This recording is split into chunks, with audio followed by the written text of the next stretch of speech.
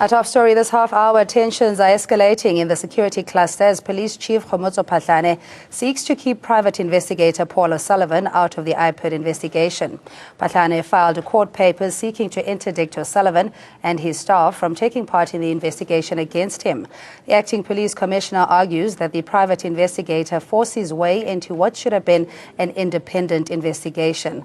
Phahlane also wants the court to set aside and review a search and seizure warrant that IPID issued to raid his house. Phahlane seeks to achieve four main things from his legal bid. Firstly, to interdict Sullivan from being involved in IPID investigation into the Phahlane case.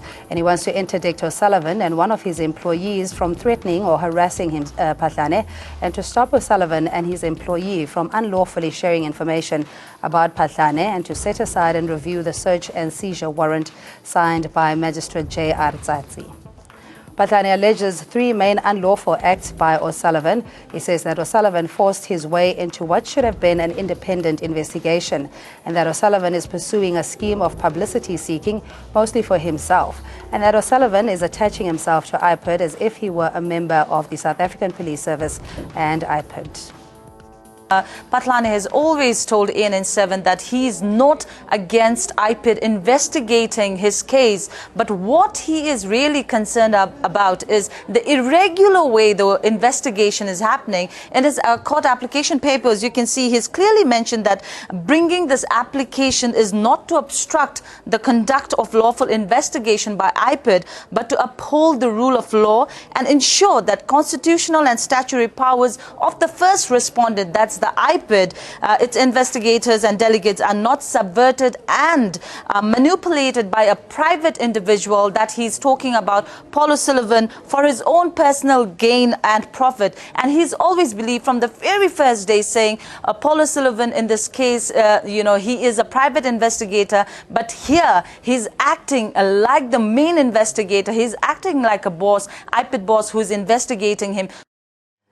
As always, the lines are open on 011-542-2186. You can also tweet or like our page on Facebook. Joining us is Fiso Mahlango, political analyst. Marius du Toit is a criminal attorney. We're also expecting from the South African Police Union, their president, Mpho Kwinika, on the line. But nonetheless, you're welcome to give us a call. Gentlemen, good evening to you and welcome on this rainy Tuesday evening. But just looking at the whole web of intrigue, as some have called it, in the security cluster, that there has to be a puppeteer or an instigator, somebody that is pulling the strings. And according to SAPO's press statement, or rather an article in the press, is that at the top of it all is Minister of Police Nathi Nhleko. What is your observation?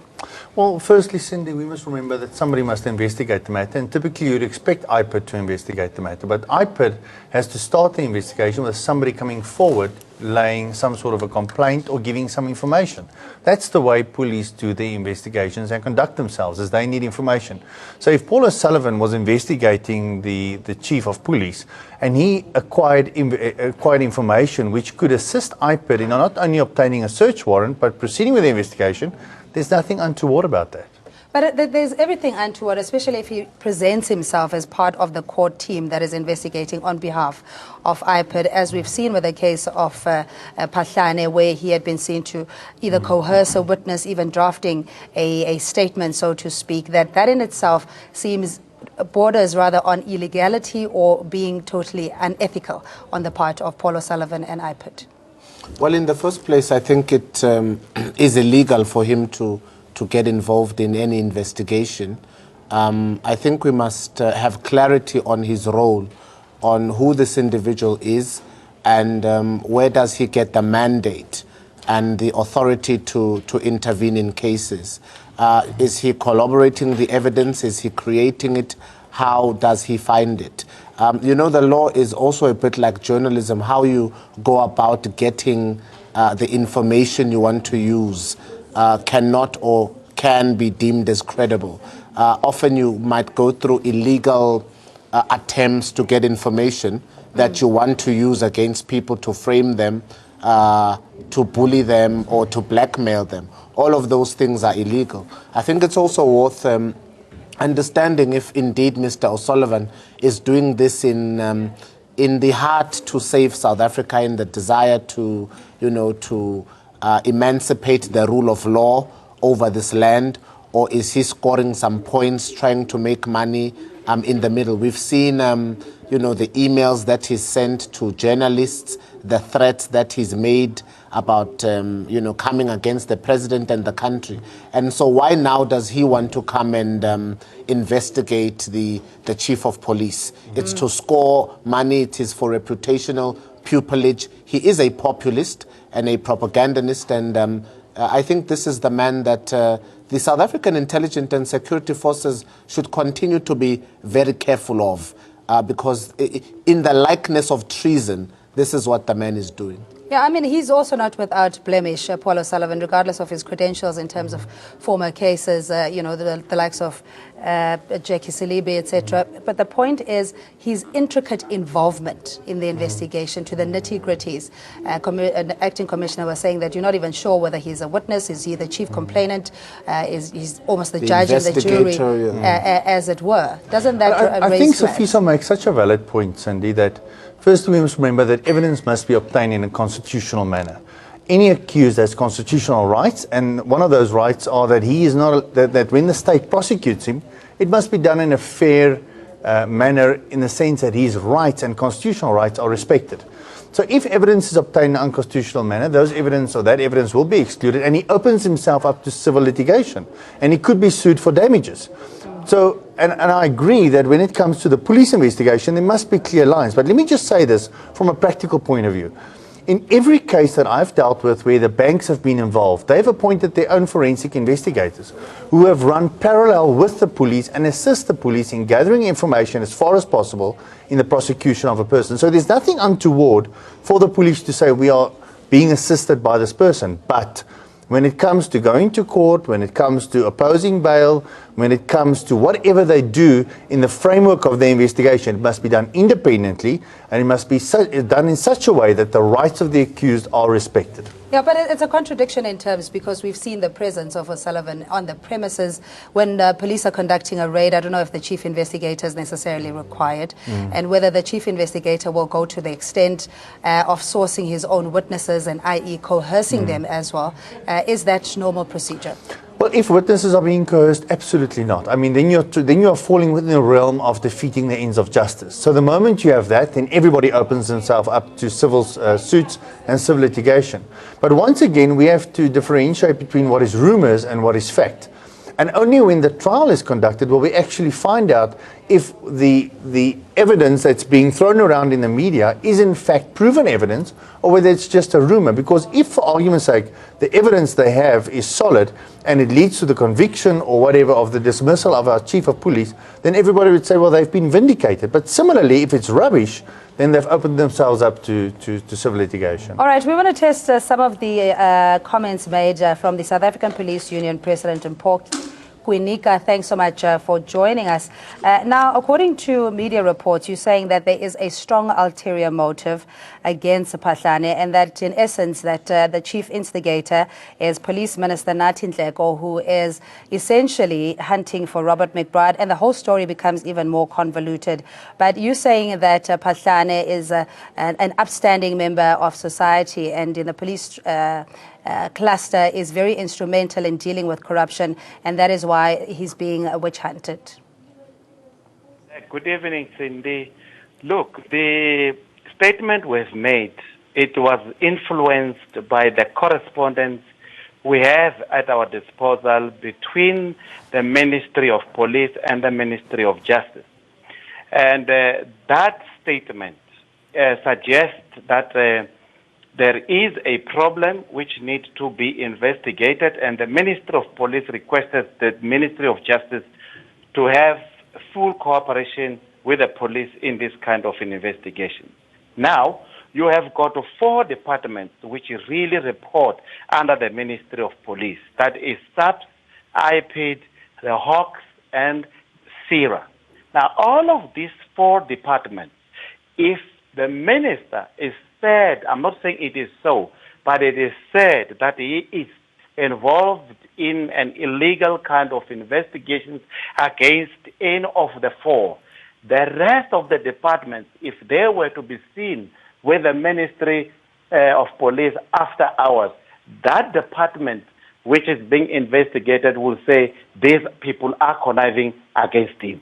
And this is what is happening as a result of those two correspondents. All right, just in simpler terms, you say here that you believe that there is ulterior political motives to chase after Phahlane. Can you just unpack that? What do you mean exactly, and by whom? Look, I think it is a well-known fact that the head of IPID, the Minister of Police, said he does not want him to man that department, and this is in public domain. And you will see that the investigation that is perpetuated against the acting national commissioners is coming from that very same environment because of the allegations leveled against them. So this issue suggests to us as the important stakeholders within the police, because we can see this, the investigations initiated currently, which also suggests that this investigation should be carried out beyond 2008, I think somewhere between 2009 and 2008. It tells you that with the allegations against him now, they don't necessarily attack his acting national commissioner's position. They are also saying he should not go back to the division forensic, because that is where the current allegations of him having involved in the issues of drugs replacement and not acting against people who are responsible for those actions in the forensic lab. So that tells you that he is not wanted anywhere in the policing environment. And who could be behind all these issues? Maybe Mr. O'Sullivan and his team will be able to explain.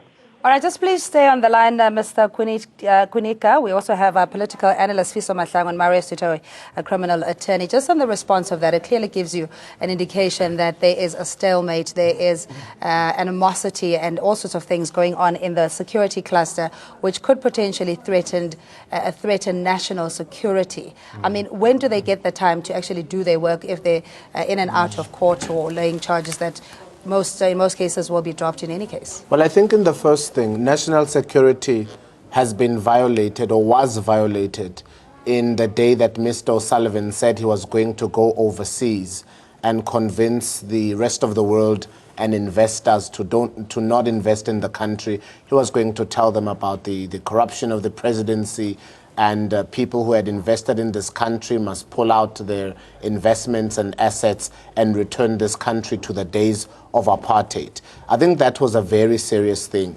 And if he intended to do that, or if he attempted to do that, it should be viewed as with the strongest arm of the law. But we must also examine how Mr. O'Sullivan enters IPID. He does not work for IPID, and IPID should then qualify why they need his services. Can they find the services of no other person?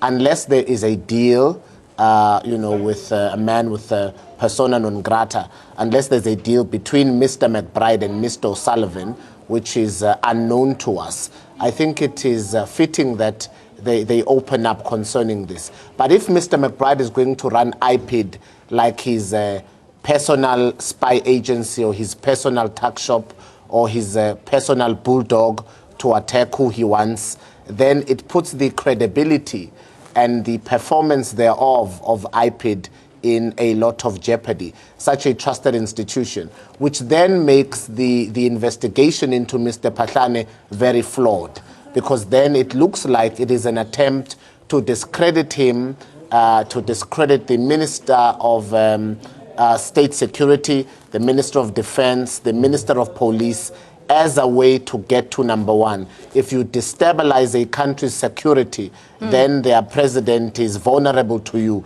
And I think that is the angle Mr. O'Sullivan is going at. These people are just little imps on the way and distractions that he's trying to sort out. His target is President Jacob Zuma, which puts this country's security in jeopardy. I mean, the crisis in the security cluster is, of course, escalated, where it takes the acting police commissioner having to interdict the seizure and search warrant against him, and also his concern being that he wants to subvert the influence that he feels is untowards of Paul O'Sullivan. What does that tell you about the extent of this crisis? Well, I think at the end of the day, the only the only group of people that suffer is the public at large, because we have a security cluster that's so busy with infighting that at the end of the day, you're absolutely right, that they're not getting to the work that they were elected to, what they were appointed to.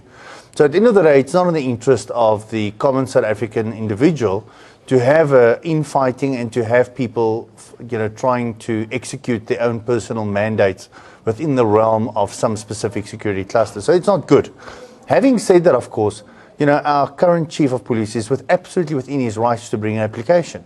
And he can interdict them if there is grounds for it, if the court agrees with him that this is a baseless investigation, that the search and seizure should never have been granted by the magistrate, that the magistrate never applied his mind to the papers, that this was perhaps malice on the part of Paul Sullivan, then absolutely he should be interdicted. But similarly, if our chief of police is corrupt, and if he acquired his property by way of corrupt means, then similarly he shouldn't be in the position. So because we at the end of the day as the public are suffering due to their conduct. And we don't need this infighting, so we need to resolve this. But our history unfortunately shows that many individuals have been appointed in the past to senior positions who are unable to execute their duties. Yeah, let's get a point from a material stakeholder in the security cluster from the police union. Your concerns that the heads of these critical institutions have been pinned against each other, which is what Deputy President also warned against, that, it seems like a government that is at war with itself. Is that your view? It is our view, and we as the South African Policing Union have got a strong belief that the ministry have got full control of this situation that is, unraveling within his own department, and he can resolve this issue. And let me say this, that IPID will suffer terribly bad reputation should they really continue and utilize Paul O'Sullivan as their lead investigating official, because the role of the defense team in court is to punch holes on the credibility of the investigating officer and the credibility of the evidence that is being led in court. And should it be said to be true, again, that Mr. O'Sullivan is said to be doing what he's doing now, I assure you today that this matter will not see its way to court. Why do you think Police Minister Nathi Nhleko hasn't acted or intervened in this stalemate? We have been following up on this issue. I think he was asked previously when some journalists were asking him if there is a crisis in the policing the agency, and then he said no. And we are saying there is, and he needs to come in and deal with the issues that are on hand. No one in South Africa, all South Africans who have a view of what is happening in policing will tell you that there is a crisis and the minister can deal with it. And Mr. Kwinika, please stay on the line. Just the denialism, going back and forth, the responsibility needs to rest with the head of the security cluster, one for his inability to act, or also for the fact that he seems to be at the center of it all. Yeah, absolutely, Sydney. At the end of the day, we need people to act fearlessly and independently when there's a breach of any security measure that's in place. And if it means that IPID is being used at the behest of a specific individual, or for the same token the chief of police, then he needs to act decisively, and he has to either institute a board of inquiry or institute a hearing so that they can consider the competency of such an individual. Alternatively, he should intervene and lay criminal charges if there's criminal sanction that needs to be taken. But the not taking of any decision, of course, is also taking a decision. Sitting on the fence is also taking a decision, because what happens is you are in the process of not acting, you're causing irreparable harm to the reputation of those institutions, which, like Safisa said, is some of the cornerstones of our justice system. Perhaps there's something bigger at play here while we're focusing on the counter-arguments and court or litigation, rather, that a bigger plot, Sfiso, and I'm sure you might be able to unpack this, in why this particular security cluster is in such disarray, and there doesn't seem to be a strategy to come to try and rectify matters. I do believe that there is a strategy, and perhaps the attack from Mr. O'Sullivan and the rest of the cronies is to attack the strategy of protecting and developing South Africa. A new term has erupted in this country that is called the state capture or the state of capture, and everybody seems to know about that.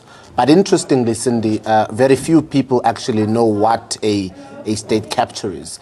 Mr. Phahlane has presented to our parliament emails and documents of Mr. Sullivan telling him who to arrest, when to arrest him. I'm giving you 6 weeks to arrest this man. You cannot tell the chief of police who to arrest according to your findings or your investigations. We don't even know whether Mr. O'Sullivan in fact had arrested or investigated those individuals. So trying to capture the chief of police or the minister of police or our armed forces is very dangerous. So there's another routine at play here, and it is to destabilize the security.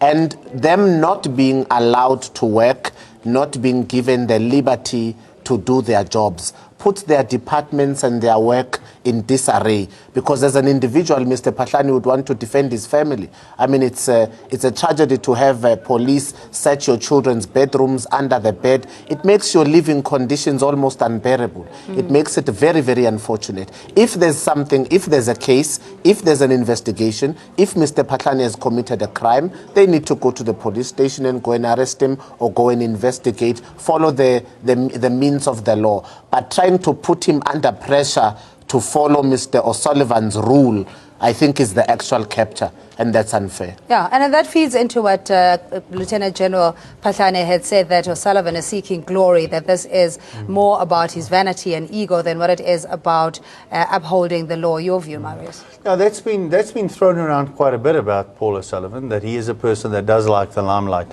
And I think if there's any truth to the fact that the IPID is making use of his services as their chief investigator, that'll be a sad day for IPID, because we can't afford that. We can't afford that individuals are involved who are outside the security cluster, involved in the official investigation of any person. But having said that, I once again reiterate, there's a lot of allegations, but there's little evidence. And unless you have concrete evidence to show that there's absolutely no truth to what Mr. O'Sullivan says, or that he obtained his evidence in an unconstitutional or unlawful manner, the reality of it is IPID has to execute their duties, and if they believe they have reasonable grounds which would justify a search and seizure, and that's presented to a magistrate and he authorizes a warrant, which means the magistrate on paper felt that there was sufficient evidence to justify that a warrant, which is a serious invasion of any person's privacy, be authorized. So one has to say, Cindy, off the bat, that, conspiracy, yes, of course, we know that to be true in many instances. We know that features in many of our security clusters and of our departments. But having said that, we have to have concrete proof. And maybe with this application that the chief has now brought, we'll have greater clarity when response is made there too. All right, so let's get a last word from Mr. Kunika, just in how the story will unravel. And we've seen how cases have been dropped in recent history concerning McBride and, with the Constitutional Court bid regarding the Zimbabwean rendition issue. So are you of the view that this is a case that simply will not hold water with the General Phahlane, or is it too early to call? Mere thoughts or myths does not constitute an offense. An offense is an act that is unlawful, intentional, and punishable by law. If Mr. O'Sullivan has got a case as a complainant, by the way, because IPD is only investigating these allegations that are leveled against General Phahlane by O'Sullivan. If there is a prima facie case against General Phahlane, I think the correct method of gathering this information should be applied other than to apply other subjective tactics. The other issue is that those people that we are all, I think, witnessing, like the issues of Zimbabwean rendition and the issue of McBride, the collapse of McBride case, it gave effects to the collapsing of matters that are leveled against Sibiya, Dramat, Maluleka as well.